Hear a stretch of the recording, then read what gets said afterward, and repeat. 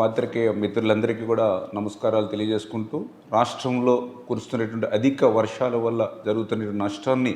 ఎదుర్కోవడానికి ఏదైతే నిన్న చంద్రబాబు నాయుడు గారు ఆయా జిల్లాల కలెక్టర్లు, ఎస్పీలతో ఎంత పెద్ద విపత్తు వచ్చినా సమర్థవంతంగా ఎదుర్కోవాలని ఏదైతే స్పష్టమైన ఆదేశాలు గౌరవ ముఖ్యమంత్రి చంద్రబాబు నాయుడు గారు ఇచ్చారో వాటిని మరి క్షేత్రస్థాయిలో కూడా అమలు చేస్తూ ఉన్నాం. అందులో భాగంగా ఏదైతే లోతట్టు ప్రాంతాలు, లంక ప్రాంతాలు, నదీ పరివాహక ప్రాంతాలు ఏదైతే ఉన్నాయో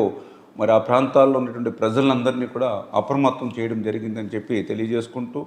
అదేవిధంగా ఏటుగట్టు పటిష్టతకు కూడా ఈరోజు చూస్తే ఏదైతే ధవళేశ్వరం బ్యారేజ్ దగ్గర మరి 3,04,000 క్యూసెక్ల నీరుని వేళ అవుట్ఫ్లో వస్తూ ఉన్నటువంటి పరిస్థితి. అదేవిధంగా ఈరోజు భద్రాచలంలో 5,45,600 అక్కడ అవుట్ఫ్లో ఉన్నటువంటి పరిస్థితి. ఫోర్కాస్ట్ ద్వారా ఇది ఇంకా పెరిగేటువంటి పరిస్థితి ఉన్నందున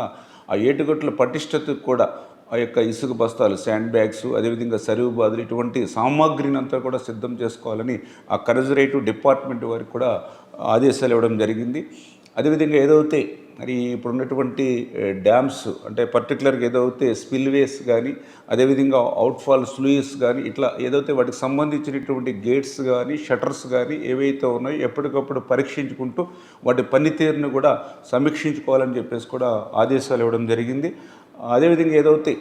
ఈ రెవెన్యూ శాఖ వారు కూడా ఏదైతే గత 2 రోజుల నుంచి కురుస్తున్నటువంటి వర్షాలతోటి ఎవరైతే ముంపు ప్రాంతాల్లో ఉన్నటువంటి ప్రజలకి వారి అవసరాలను తీర్చడానికి అవసరమయ్యేటువంటి బియ్యం, నిత్యావసరాలు, కాయగూరలు, గ్యాసు ఇటువంటి సామాగ్రిని కూడా మరి సిద్ధంగా ఉంచుకోవాలని చెప్పేసి కూడా తెలియజెప్పడం జరిగింది. అదేవిధంగా ఏదైతే ఈ యొక్క తీర ప్రాంతాల్లో కానీ, ఏదైతే లోతట్టు ప్రాంతాల్లో కానీ ఈ తుఫాను రక్షిత భవనాలను కూడా సిద్ధం చేసుకోవాలని చెప్పేసి కూడా చెప్పడం జరిగింది. అదేవిధంగా ఏదైతే పర్టికులర్గా మెడికల్ క్యాంప్స్ అందులోనూ కూడా పాము కాటు, విష జ్వరాలు, డయేరియా వంటి అన్ని రకాలైనటువంటి ముఖ్యమైనటువంటి మందులతోటి అప్రమత్తంగా ఆ మెడికల్ క్యాంప్స్ని కూడా నిర్వహించాలని 24 అవర్స్ కూడా అందుబాటులో ఉండేటువంటి విధంగా ఉండాలని కూడా మరి తెలియజెప్పడం జరిగింది. అదేవిధంగా ఎవరైతే మత్స్యకారులు ఎవరైతే ఉన్నారో వారి విలువైనటువంటి పడవలు కానీ, వలలు కానీ వాటి సామాగ్రిని అంతటినీ కూడా భద్రపరచుకోవడంతో పాటుగా మరి వేటకు వెళ్లకుండా మత్స్యకారులను కూడా అప్రమత్తం చేయడం జరిగిందనే విషయాన్ని కూడా ఈ సందర్భంగా తెలియజేసుకుంటూ,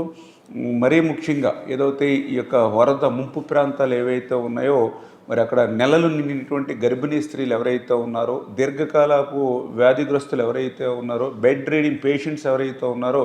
అటువంటి వారిని అందరినీ కూడా ముందుగానే కొద్దిగా ఐడెంటిఫై చేసుకుని వాళ్ళు కూడా దగ్గరలో ఉన్నటువంటి ప్రభుత్వ ఆసుపత్రుల్లో చేర్చాలని చెప్పేసి వాళ్ళకు కూడా ఆదేశాలు ఇవ్వడం జరిగింది. అంటే ఈ రకంగా అనుకోనిటువంటి విధంగా ఏ ఇబ్బందులు వచ్చినప్పటికీ కూడా